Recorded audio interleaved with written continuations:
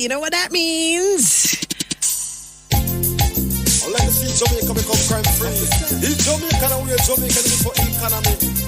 No more breeder lasting. Revelation step. I get all excited because it's time for AgroBuzz, and we hang out with our friends from the agricultural side of life. So we have to note that regionally, marine resources are declining due to a bunch of different things. Overfishing is happening, land-based pollution, where the only things wash down in the rivers and cover up the reefs, and therefore, destroying the reefs, and that's needed for young fishes to grow. Coastal development also messes up that ecosystem, and climate change overall. Oh my gosh. Now, the government, in responding to all of this decline, has declared 18 fish sanctuaries over a 10-year period. And last Thursday, Agriculture and Fisheries Minister Pearnel Charles Jr. handed over 50 sanctuary marker buoys valued at $7,500 funded, by the way, by the World Bank, to the Caribbean Coastal Area Management Foundation, CCAM. So we went and pulled the project manager from the National Fisheries Authority. She is Selena Ledgister, and she's going to explain more about the project, how it's going to help to safeguard, I guess you can say, the fisheries sector. Hello, Madame Ledgister. Welcome. How you do? I'm well. Good morning, Paula. Good morning to your listeners. I'm well. Thank you for having us back. Our pleasure. Thank you for jumping in the pool with us this morning as we talk about this project. Why did the ministry see it important to get buoys? And when I say buoys, people, is the B-U-O-U-O spelled? Well, easy, sanctuary markers. Sanctuary markers. Okay. Yes. Right.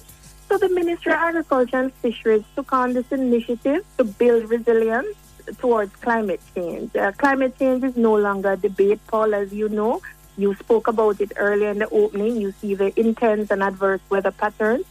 So through the Promoting Community-Based Climate Resilience in the Fisheries Sector project, as you said, which is funded by the World Bank and executed by the Ministry of Agriculture and Fisheries, one way that they're building resilience in the sector is to strengthen and improve the overall health of the marine and coastal ecosystem, which you mentioned earlier.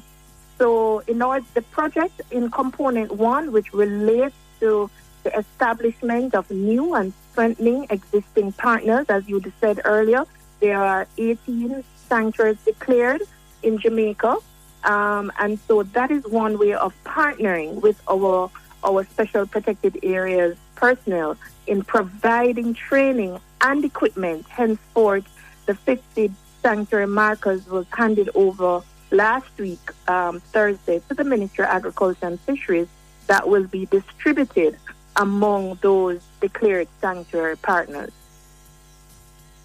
All right. Now, we are now talking about people knowing where the sanctuaries are, so them don't have no excuse. No fishing in these areas. Right, exactly. How is it going to assist specifically the Fisheries Association? Sure. So these markers will be used, as I said before, to support and strengthen the NFA enforcement efforts. More specifically, the markers will identify the positions relative to the protected areas. That is, they will be around the boundaries of the sanctuaries, right? So this will also impact enforcement personnel, as it will visually show the enforcement team. For example, the Marine Police, the Fisheries Enforcement Officer, from any vantage point in protected area if someone is in breach. Because at sea, everything looked the same. They will be able to identify the markers. It will also show the fishermen where not to fish. If you pass the boundary, you are doing illegal fishing. So these markers will go far way in building resilience and food security. So you're saying it looks all the same, but if you go near the sanctuaries, you will see these 18 feet long marker buoys floating in the water. If you're, say, for example, near the Bluefield Sanctuary in St. Elizabeth Galleon, they're declared all over Jamaica. Once you see these buoys, you will know that you're approaching the sanctuary. So it no longer all looks the same because we now have these. Correct. All And right. they were beautifully made. I'd like to give in a punch to the manufacturers. The project never had to go overseas. These markers were manufactured right here in Jamaica by the Arakabeso Bay Foundation Fisher Group. And when I was here a couple of months ago on this program, we spoke about diversification and fisheries-based alternative livelihoods. So we never had to look overseas. These buoys were actually manufactured right here in Jamaica, and it has no fishing marked on them. So it is very obvious that once you approach the sanctuary, these markers will indicate where the boundaries are. I'm loving it. So as we wrap up, let's reconnect it now, not just to a slap on the hand, you're not supposed to be here, but what does that mean for us in terms of the benefits of the sanctuaries, the fish sanctuaries themselves? Right. So the sanctuaries will allow, for example, the size of the resident fish to improve. If you notice, sometimes you see these small fish, right? So this will improve the resident fish, and this will increase their productivity.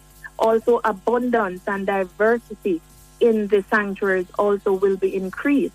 Overall, you will increase your catch in the surrounding reserves, right? So because you're now allowing the fish to breed and to populate, you will eventually, increase your efforts in terms of catching. So tourism products improved as well as the aesthetic qualities of the area will be developed. We don't want to leave out our youth. So it's an effective tool for research and education. So when we're appealing, for example, to the university students who are doing marine biology, this is a learning ground for them as well. And so these are some of the benefits of sanctuary. And overall, they will reduce the probability of extinction of certain species. So there's a lot of benefits if we keep out of our sanctuary, pretty much. I love it. And we want to thank you so much for sharing the information. Now, I'm hoping that those of us that just needed to know where we were while we were out there and fishing will now be able to be better guided as we move through. It was our pleasure, ma'am. Thank you so much for having us. Have a great day. You too. Bye-bye.